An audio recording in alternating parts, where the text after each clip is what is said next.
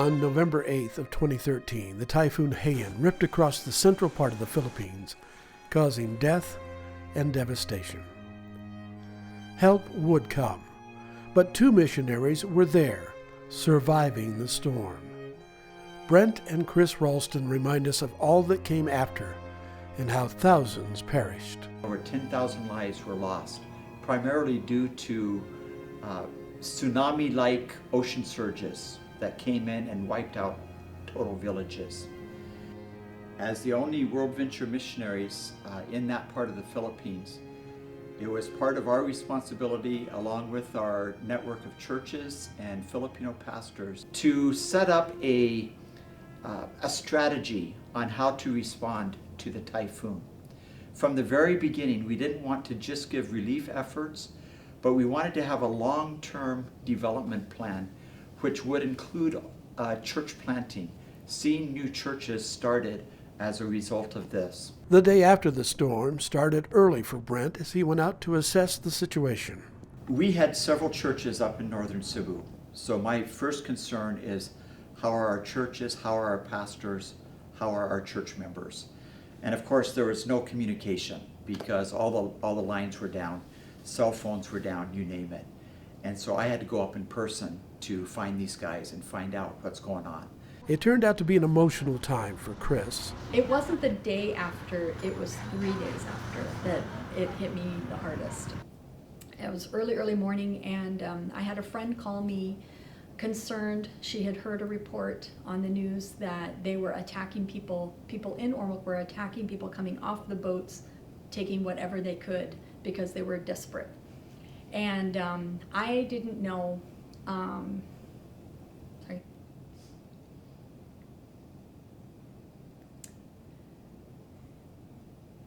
if I was going to hear from Brent ever again. I couldn't find any other stories about what was going on in Ormoc.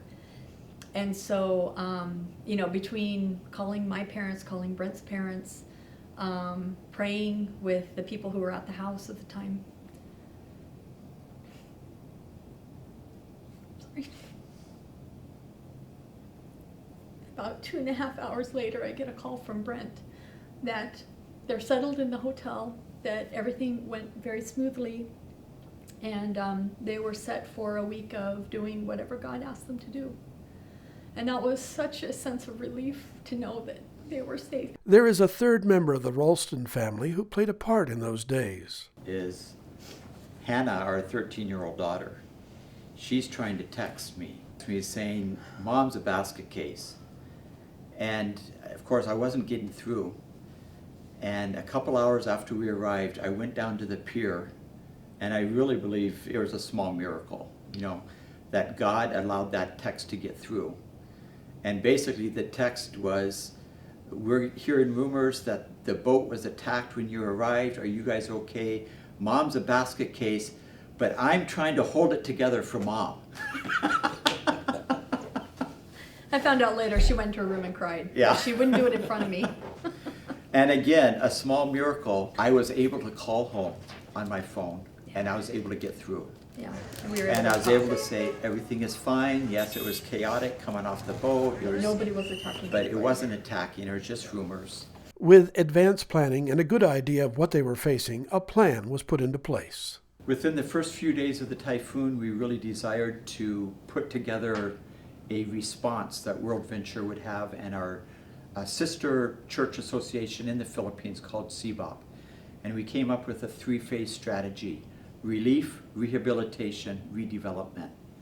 For relief, that's primarily providing food, providing medicine, shelter, the tarp for them, and also providing generators because everyone lost electricity, some for months. So that was primarily the relief efforts, and we were able to help several thousand with that. The second stage was the rehabilitation stage.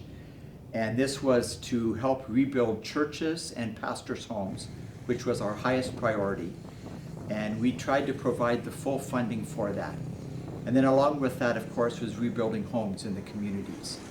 And this included purchasing tools, purchasing chainsaws for each community where we had churches, because so many trees had fallen down.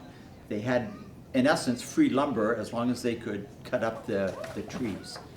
And so we were able to provide rehabilitation that way. And of course, the labor was free. They were able to provide their own labor. And we provided a lot of the roofing materials called galvanized iron sheets. And we literally provided thousands of those to hundreds of families so that they could at least have some shelter. The third stage was the redevelopment. For me, that's the one that I really wanted to focus on. There's two parts to that. The first is business restoration. Thousands of families lost their businesses. So we've been able to help families in restarting different types of businesses so that they can start providing for themselves once again. That's the first part of the redevelopment. The second part is the spiritual part. And we really wanted to have a spiritual impact on their lives. And so that included counseling, it included lots of evangelism, and the ultimate for us was seeing churches started as a result of this. But this isn't the only story of God's Spirit moving. One story that we have is a church from Kennewick, Washington came, and they helped us in rebuilding in Ormoc, Leyte. One of the members on the team just felt the burden to share with people as they were walking by the construction site. And so he shared his testimony, and those women invited us to come back that afternoon and share with not just them, but with their neighbors and friends as well. And quite a few prayed to receive Christ at that time. And we set up appointments with them to come back for a follow-up Bible study. And since that time, a new church has started. We have 30 people attending now, and quite a few children, and it's just been a real exciting thing that took place in Libertine. In our key churches that were devastated by the typhoon, from week one, they saw a doubling and tripling of people coming to church. Now, many of those were coming to church out of a desire to get relief goods. They knew they were going to get that. But even 6 months later, it's continued. One of our churches that was averaging just 30 to 40 people, adults on Sunday morning, they now have to have 2 services, and they're running about 120 to 150.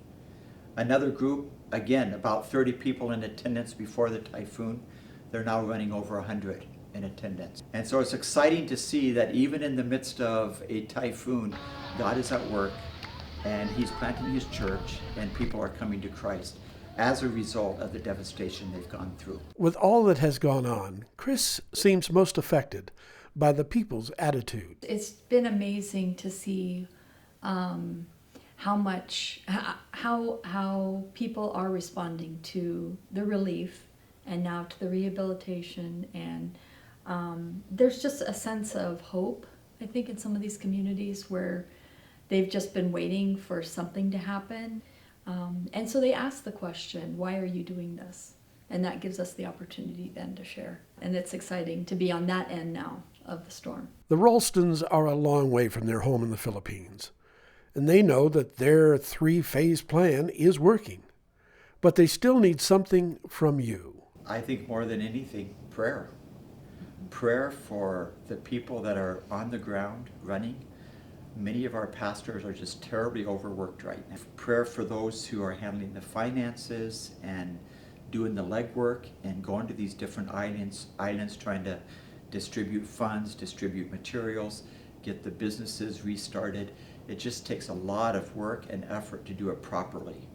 And of course, my desire through all of it is that we would be able to see new churches planted in key areas. And so that's still my long-term dream, is that out of this typhoon, we may see 8 to 10 new churches planted. It has been a trying time for the Philippines, but God has provided, which leaves just these final thoughts. It's neat what Jesus said in the book of Matthew, where he says, I will build my church and the gates of hell will not prevail against it. If I can put my own translation on that, the Ralston translation, I would say, Jesus said, I will build my church, and even the strongest typhoon in the world will not prevail against it.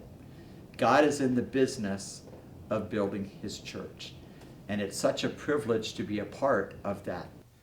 And we just want to send a sincere thank you to the dozens of churches and hundreds of individuals who have given financial help through World Venture and our church association in the Philippines, CBOP, to help with the relief efforts.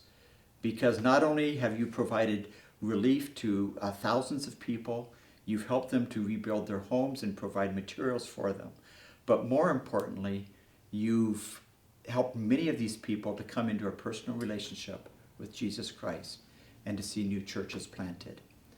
God is in the business of planting churches, and we just love the fact that God allows us and all of us to have a part in seeing that take place. Be the glory to God. Be the glory to God. Be the glory.